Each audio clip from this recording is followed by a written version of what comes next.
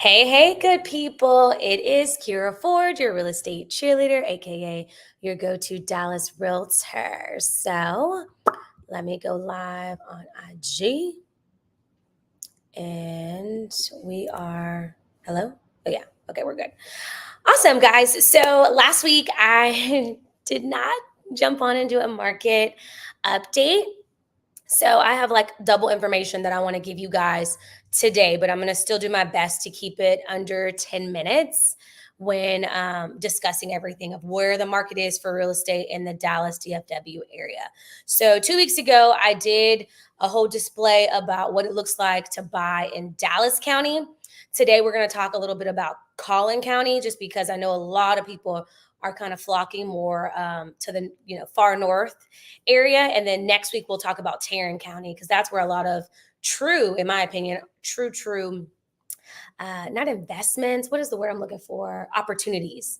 That's where a lot of opportunities are, that I'm seeing in this market, if you want to get the most bang for your buck. So let's jump right into it. If you're just now jumping on, once again, I am Kira Ford, your real estate cheerleader, your go-to realtor here. So today I want to just coach you through what is going on with the market. So last week when I was supposed to jump on, but I didn't, there was a lot of different averages that came out, but I thought, okay, what is the most important thing that people can actually take away with it and know, like, hey, can I actually purchase a house? Is that price too high for me payment wise? So last week when I was on my real estate IQ, I guess, yeah, it's our IQ that we do every single week. And hold on, there we go. IQ that we do every single week to make sure that we are super, super sharp on what's going on in the market. So last week we talked about what's the medium, like, price of payment. And right now in Dallas, on average, most people are paying about 28.94 a month, which is quite a bit, but not that much if you actually have a dual income in your household. It's not just you paying it. And there are some people who can afford about $2,900 for a mortgage payment, but that is on average what people are paying right now when they are making their monthly mortgages. We did have an increase of interest rate. I do think that it kind of made people a little scared, especially sellers, because now they're like, well, it's a seller's market, but like it doesn't feel like it because so many buyers are asking for concessions. And I'm just going to be honest with you. In this market that we're in, yes, it is still a seller's market because we have less than 3 months of inventory, but buyers need help. So if you want to sell your house, you're going to have to give some help for that buyer to be able to purchase. So that's just like the reality of where we are in the market that we're currently in. What are some other great things that I thought? Oh, yeah. I love the fact that, well, I don't love this fact, but it was an aha moment when they were like, we need to tell our clients that you cannot outsave inflation. So many people are like, oh, I'm gonna wait. I have quite a few people who are kind of on the fence. And to be honest with you, you guys need to jump in, because next year you could be buying the same house for $30,000 more. Okay. And y'all know I say the same thing every week, which is the best time to buy was yesterday. The best next time is today. And that's not just for me to get a check. Don't get me wrong. I'm going to educate you and get you to, the closing table. If you truly desire to be a homeowner or to sell your property, I can help you get there, because I have all the guides, all the tools, all the skills. But the buyers who are actually out here trying to create wealth, I'm sorry to tell you, I just think that it's going to come a time where affordability is going to be no longer. So you keep waiting, but don't say I didn't tell you so, because I'm telling you now. Get into the market, buy what you can invest. What I've been telling my clients is invest where you can now. Create that equity so then you can go somewhere else later, take that equity and buy the dream home. The home that you start with might just be your starter home, and that's okay. I'm literally in my starter home. You know, I plan to always keep this condo. I love this condo. This condo has helped me create character, and you know, and it's created a lot of equity. I bought this condo in 2021. I have a good interest rate, about 3.4, and I bought it for 200,000, and now it is worth about 295. In 3 years, I basically got $30,000 of equity every year. What investment can you buy into? What stock can you buy into that you can get a 30,000 increase year after year after year? So, hands down, real estate is going to give you the power to like really build wealth. And if that's something that you truly desire, get with it. Join the groups. Join us, that people who are homeowners. Okay, let me get back to some other things that I wanted to tell you guys. Let's see. Yeah, you can't outsave inflation. I also wanted to talk about interest rate drops. So many people are asking, like, okay, when the interest rates are going to drop. So, Powell, which is one of the economists who is saying when interest rates are going to drop or not drop. And he is saying that, well, people are saying that 6% of people are saying that interest rate drop will happen in June. Okay. Obviously, I'm not a mortgage expert to tell you what's going to drop or what's not, what's going to rise. But I can tell you that if you want to watch interest rates, look at the 10-year treasury. And then they're saying it's a 28% chance that there will be an interest rate drop in July, a 66% chance of an interest rate drop in September, and then a 79% interest rate drop in November. So all my clients who bought last year, they reminded me that I told them I don't really see any interest rate drops until September of this year. So going off of the facts of what I, found out today, I'm on track. So that doesn't mean you wait until September to buy. That means you go ahead and get into the market now and then get with a lender who is willing to do a refi for free. There are some lenders out here that say, you lend with them and, the first 2 years you can do a refi with no charge. So that's another thing that I wanted you guys to know when it comes to the market. Let's see. Right now, interest rates are sitting at about a 7.1, which are not bad. Next week, I'll show you a chart of what interest rates looked over a span of time. So you guys can kind of get off of this whole, I'm waiting for interest rates to drop to 3. Baby, because it's not going to happen in your lifetime again, okay? Jake, you want to say hello to everyone? Jake is wanting to play fetch during market update. I don't know why. Okay. What else did I want to tell you guys? Oh, in May, and what a refi is refinance. Sorry, I know I'm talking very lender terms, but refi is refinancing, which means that you are going to refinance out of your current interest rate. So let's just say your current interest rate is a 7.1, which is the current interest rate right now. And let's just say they drop down to a 6.5 or a 5%. You would be able to refinance out of that 7 to get to the 5, which would essentially be able to help you have a lower payment. It does usually cost to get a refi, which a refinance is. But if you ask them, hey, are you willing to do a free refi or a free refinance within the first 2 years of being in that mortgage? Okay. Then I also wanted to tell you guys that according to in May, for new construction, the reducing of pricing had dropped. Like I'm telling you, it was like 25% price reduction for new construction. So anybody who's out here that's saying like, oh my gosh, like I'm ready to get my dream home, this is the perfect time to go and explore new construction. Matter of fact, I have a client who just got under contract this past weekend. I love them. Like they're my ideal client. I need like 200 of them if I could. Heavenly Father, rain it down. But they were able to get so much off the price. Then they were able to also get a 5.7 interest rate.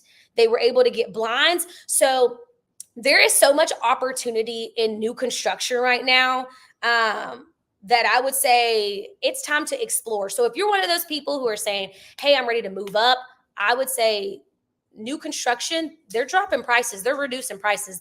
They're giving better incentives. And incentives can be blinds, can be sunrooms. Like that's a little hard if it's an inventory home.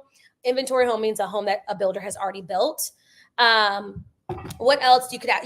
I know some builders that are giving like gift cards. Some builders are giving really like great bonuses. And sometimes when I get bonuses, I do kind of credit it back to my clients. It just depends on, the situation. What are some other things that new construction is incentivizing? They're just giving away a lot because they need to sell. Awesome. Someone just said, what is your favorite thing about living in Dallas? Okay. My favorite thing about living in Dallas, great question, is that there is something for everyone. I know that sounds kind of like very broad, but it's so true. We have so many different communities. We have so many different restaurants. We have so many different diverse of people. I just think that I really do believe that Dallas has something for everyone. Like if I had to be specific about myself, I like the fact that they have a lot of parks because I got a pup, and I like to go to parks and walk to clear my mind. And I love the fact that I dated so many different churches before I actually, actually joined a church after I moved out of Mesquite because my main Jake, relax. After I left Mesquite, I didn't want to go back for church service there, so I had to find another church and all the things. But anywho, let me stay on topic because I'm very ADD. I can go blue, green, yellow, and I have to run to an appointment after this. That's why I'm doing it at 3:30 versus 5 o'clock. So that is really the updates that I have for you. So there's a lot of opportunity for new construction, for pricing. So if you're one of those mover uppers, let's get to it. I can help you get some great incentives. You do need an agent when it comes to new construction because you don't know what to, ask for. You don't know what to look out for. And the sales reps, they represent the builder and not you. So if anything ever came down to it, they're going to have the builder's back before they have yours. So just remember that you want someone that's going to advocate for you. So new construction opportunity, you can't outsave inflation. So go ahead and buy now. Invest in what you can now. You're not going to have all the bells and whistles, and that's okay. And what else did I want to say? Yeah. And then the average price, payment price for most people who are buying in Dallas are paying about $28.94. So now let's jump into what it looks like let's see, can I switch this? Hold on. Okay, there we go. I wanted to show you guys, oh, that's not big enough. There we go. I wanted to show you guys what it looks like to buy in Collin County. So I have Collin County here. Come on. Let's exit that. Is it working? Frisco, please. Okay, there we go. So we got to do it again. So I wanted to show you Collin County, what it looks like to purchase in this county. And like I said, next week we will talk more about Tarrant County. And I would love to get to Fort Worth too when we get a chance. So this is Collin County. I wanted to show you Salina. Okay, so a lot of people are moving to the far north area. Salina is very hot. I think it has a great community. You see here that it has 3.2 months of inventory, which means that there's some homes sitting up there so you can get some deals. But in Salina, you're going to be looking at 500,000 to about 800,000 is where most of their inventory is. So if you're not looking to spend at least 550, Salina is not your ideal place to move to in the far north. Let's see. I want to also show you guys, what is another one? I love Allen too. Okay, so Allen is around the same exact, like they're about 550, but I will say you have a little bit more price selection. You have about 30% of homes that are selling in Allen is in the 400 to 500 range, and then the other percentage is that 5 to 800. So you do need to have at least $500,000 to be wanting to purchase in Allen, Texas, not Allen, Texas, in Allen. I don't know why I said Texas. Y'all know I'm talking about Texas and regardless. Okay, let me see. And then I'm going to show you Frisco. But before I show you Frisco, I wanted to show you Plano. So a lot of people love Plano. I love Plano. Plano's actually a little bit more affordable than most people think. You're still going to have to spend about $500,000. Inventory is about 2 months. And you can see that appreciation has gone up 12%. On average, appreciation is like 9% when it comes to homes. So this is great. So if you do purchase in Plano, just know that you will get a return on your investment.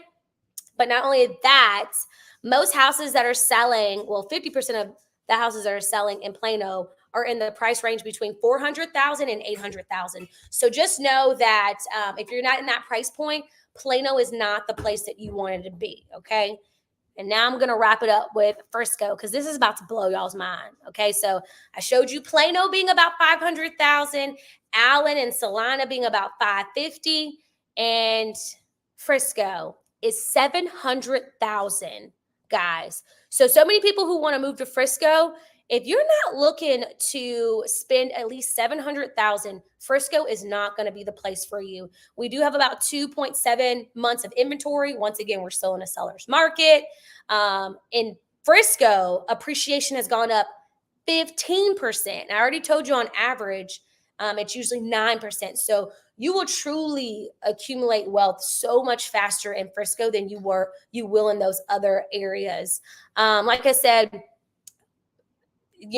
on average, the price is going to be 700,000 to buy. But when you look at the price distribution, you are looking at anywhere from 500,000 to 800,000 is where 50% of the inventory is. So once again, guys, if you are looking to move to like the far north area, I would advise to know how much you can actually afford before you start saying you want to be in a specific area.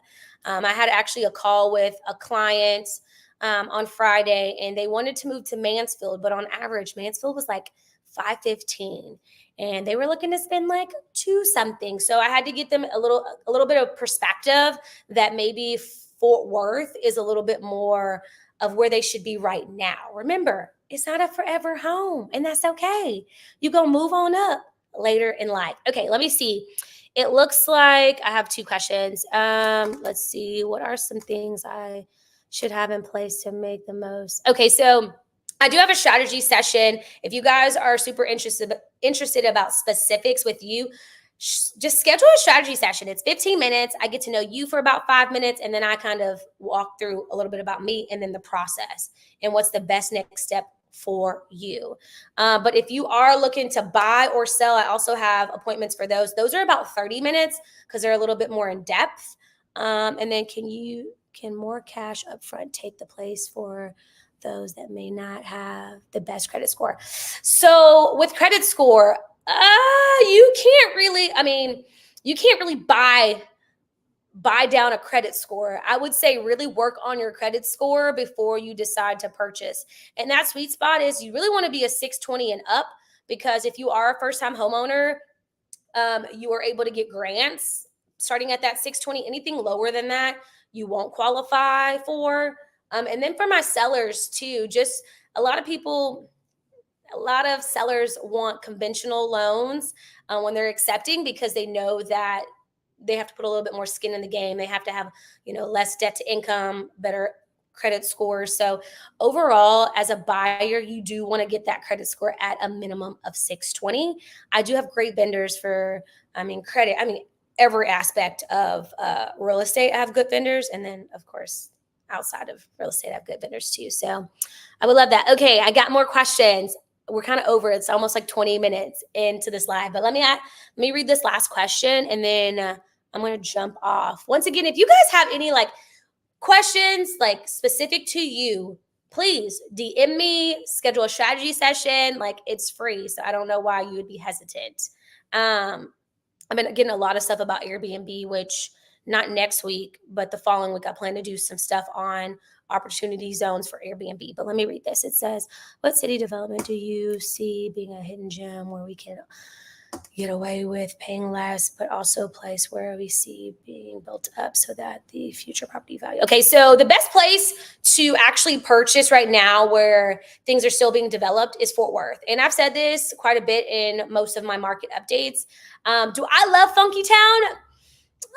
It's okay. It's a little far out there, but I do think that most people who are moving out there, their appreciation is growing and they didn't have to pay that much to get in. And at the end of the day, you just want to get into building wealth. You don't got to stay there forever. So I would say Fort Worth. Now, if you want specifics in Fort Worth, we can do that another day. I am doing Tarrant County next week. And I can kind of give you a couple pockets that are a little bit more affordable, but you're going further out. And you got to be okay with that. So, guys, I trust that this has brought you value. If you have any additional questions, schedule a strategy session, DM me, and we will be back next Monday. Market update. I swear I won't miss next week. Consistency is kind of challenging when you're a one-man show. But I do want to make sure that I bring you guys value each and every week to make an informed decision when it comes to real estate. Because, hey, you need to build some wealth. So, love you guys. Until next time, peace.